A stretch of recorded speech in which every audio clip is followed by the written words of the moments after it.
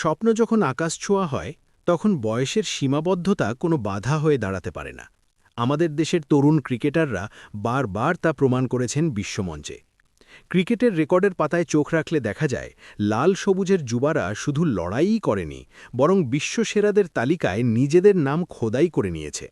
আজকের এই বিশেষ প্রতিবেদনে আমরা তুলে ধরব সেই সব অদম্য তরুণদের বীরত্বগাথা, যারা অনূর্ধ্ব-19 ক্রিকেটে বাংলাদেশের পতাকাকে অনন্য উচ্চতায় নিয়ে গেছেন।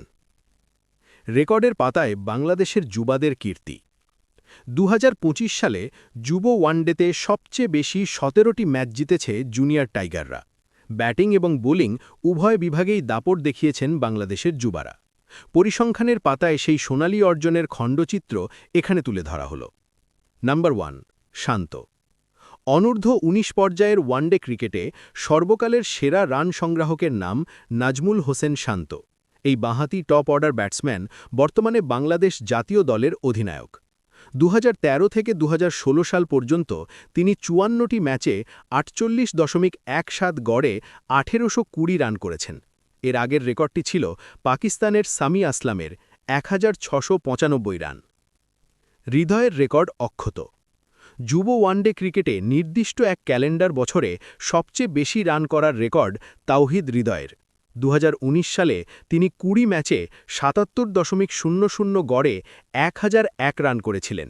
একই বছর 915 রান করে তালিকার দ্বিতীয় স্থানে নাম লিখিয়েছিলেন মাহমুদুল হাসান জয়। নেওয়াজের পাশে সালে 2012 সালে 21 ইনিংসে 41টি উইকেট শিকার করেছিলেন পাকিস্তানের বাঁহাতি স্পিনার মোহাম্মদ নওয়াজ।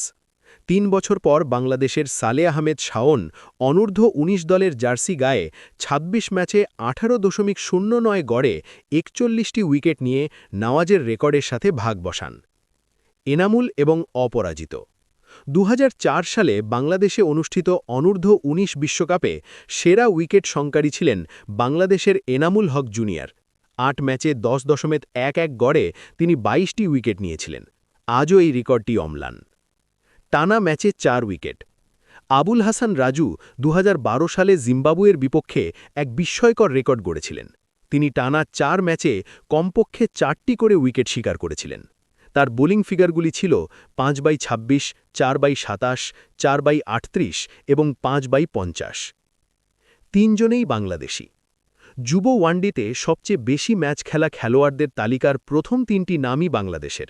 নাজমুল হোসেন শান্ত 57, মাহমুদুল হাসান লিমন 57 এবং মেহেদী হাসান মিরাজ 56। আকবর দ্য গ্রেট। 2020 সালে দক্ষিণ আফ্রিকার মাটিতে ভারতকে হারিয়ে অনূর্ধ্ব-19 বিশ্বকাপের শিরোপা জিতেছিল বাংলাদেশ। সেই অপরাজয় দলের সেনাপতি ছিলেন আকবর আলী। উপসংহার: রেকর্ড গড়া আর ভাঙার খেলায় বাংলাদেশের এই তরুণরা আজ বিশ্বজয়ী।